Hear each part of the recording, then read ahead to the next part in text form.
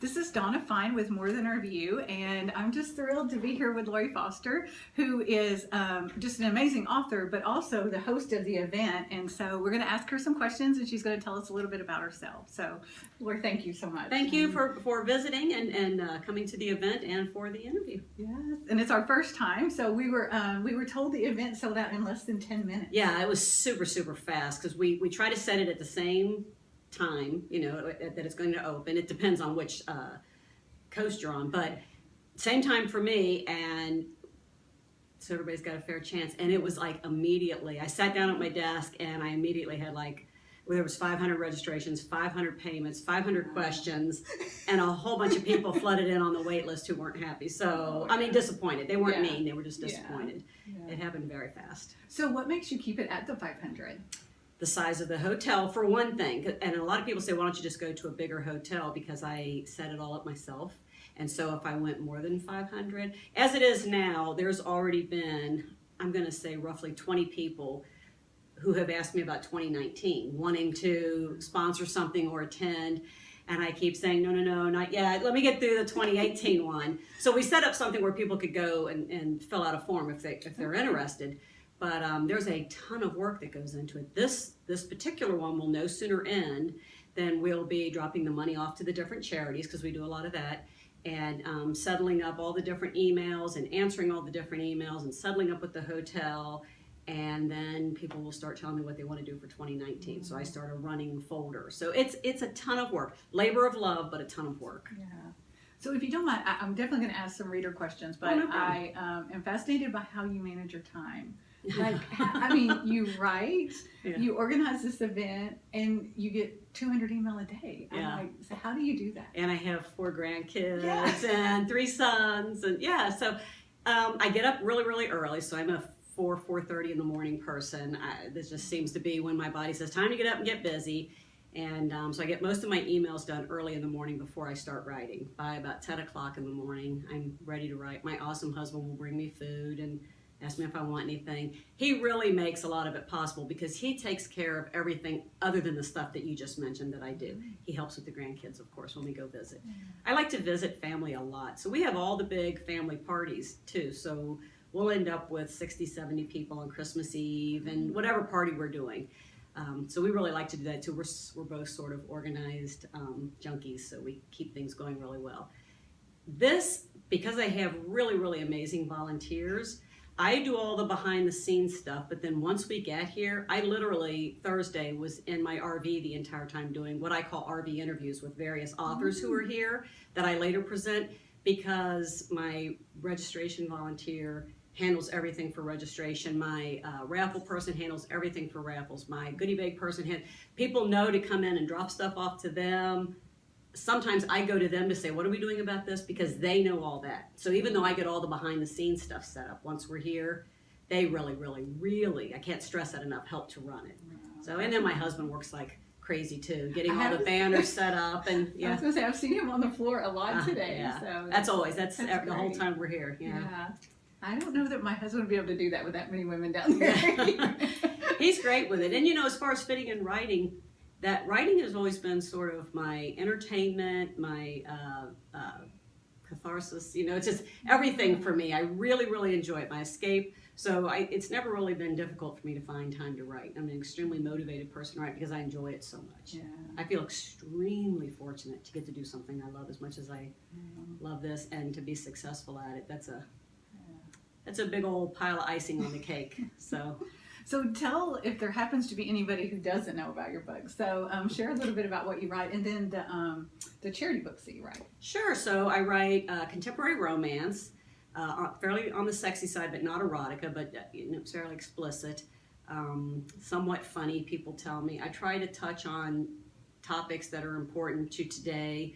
So I did a series on human trafficking that ends happily, of course. But also explain some of what goes on in that, because that's a huge issue for right now. I did a series on martial arts fighters, because we sort of grew up with the sport. That was actually one of my longer series, martial arts, and I feel like I have a behind the scenes feel for it, because my kids grew up as wrestlers, and they were all captain of the wrestling team, and they were all very involved. And that was the closest thing to wrestling that was a professional type thing. And I like to write about family-oriented stories. So for me, family is extremely important. So in every one of my books, even if the people aren't blood related, they become family. So they might be best friends that become brothers and sisters and are very, very close and very, very supportive of each other.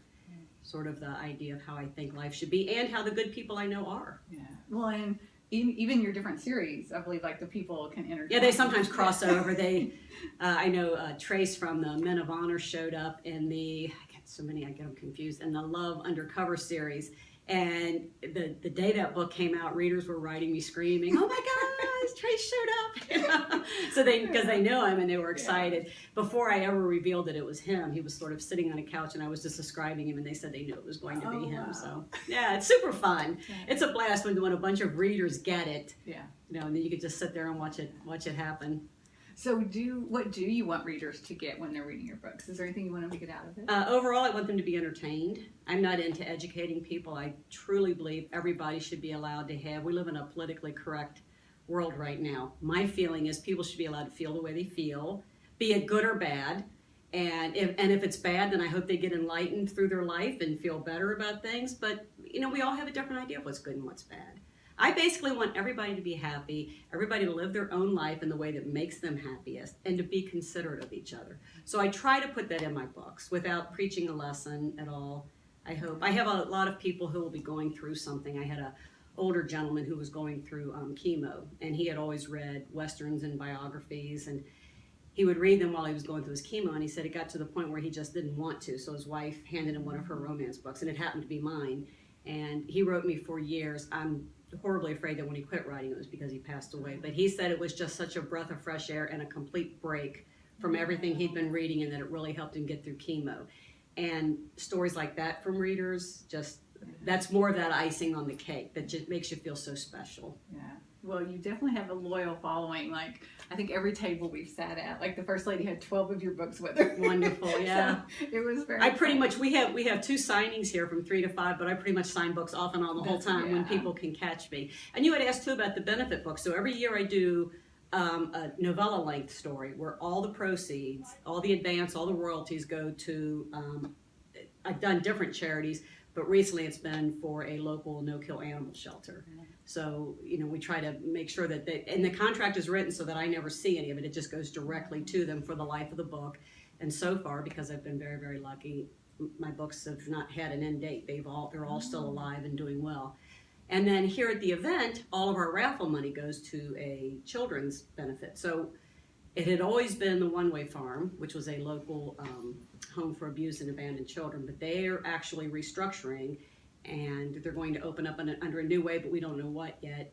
All of those children found homes, so 2019 we'll be donating all the money to the cancer-free kids here that's locally. I really feel like I want to keep things local, so that if everyone was taking care of their neighbors and their own communities, we could really help the world more. So I try to keep everything local. And then a portion of our book fair proceeds go to the Conductive Learning Center, which is a school for children with spina bifida and cerebral palsy.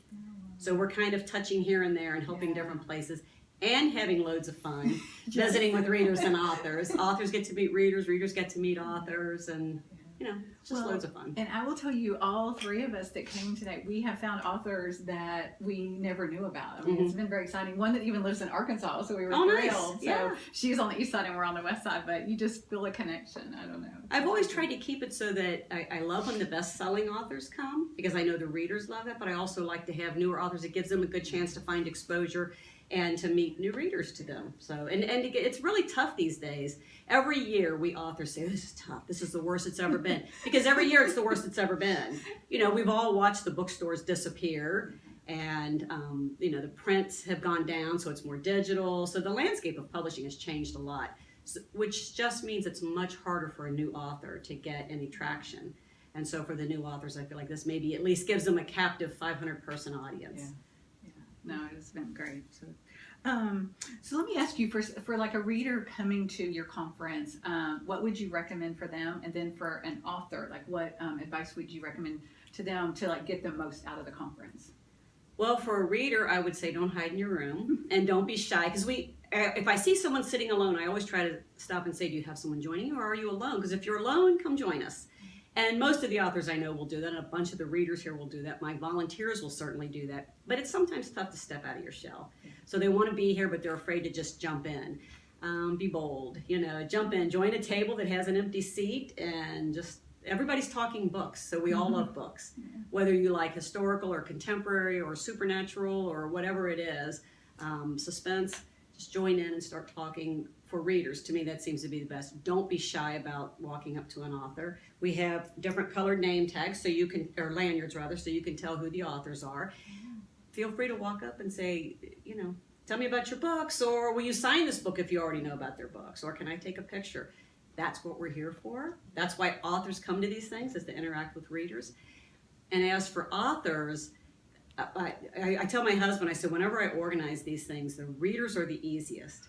Editors and publishers are the second easiest, and authors sometimes it's like organizing chickens. They're just everywhere. So they've all got busy lives, which it'll crack me up when someone will tell me how busy they are, and I'm like, honey, let me tell you about busy. But I do manage my time well. Authors sometimes will get here and they're tired and they want to go off with their buddy, and I say, don't do that. Stay out in the open so that readers can find you. I know you want to chit chat out in the open where readers can find you. So that would be my advice to them. I've always tried to make myself accessible because I love readers. So, but I've interviewed 5 authors this morning, and it was amazing how collaborative they all are. Like, it doesn't appear competitive at all. Like they are all like, they have author groups that they're in, and and it is like they seem to get here and they want to meet each other because they've been talking either on texting or something like that. So it's been really nice, just the camaraderie. Yeah, so I have never felt like there was a competition. Maybe some do, but to me, anytime an author does better than I've done, to me that opens a door. It shows you what else can be done. Carly Phillips, who's a good friend, I did an RV interview with her the other day, and we were talking about when she was on Regis and, what was the gal's name? It wasn't Kathy, it was the other one, Kelly? Yeah, Regis and Kelly. And she was talking about what a boost it was for her, which I'm sure it was. It was a really awesome thing. She's a fabulous writer, but it really exposed her to other audiences. And I was back with her way back in the day when that happened. Never, not once was I jealous over that. I just thought, look what can happen. How awesome is that? That was a quick example that came to mind since I just was doing my fun RV interview with her. You see this with authors. And to me, if I know of a door that can be opened, I want to share that with another author who maybe hasn't gotten to that point yet. Recently, there's been the hubbub on Twitter with someone that tried to copyright an odd word. I'm sure you've heard about that. I sort of feel like that author was just misguided. I actually somewhat feel sorry for her now because I hate mob mentality, and there's been so much ugliness and attacks. To me, if you want to talk to someone and say, maybe this wasn't the best road to go, but I don't like all jump on and call names. That kind of drives me insane. But that was not a good example. And that's why it stood out, because authors generally aren't like that. Yeah. Usually authors are. I've had authors who've had the same covers as me, the same titles. We crack up when we take pictures together. And it's social media promo. It doesn't have to be you're not allowed to do that sort of thing. Yeah. So it's rare. It's few and far between. Most authors are very nice, generous, giving people. Yeah. No, that's great. Well, thank you so much. So we're going to end our blog interview, and you will find us on Facebook Live. Thanks.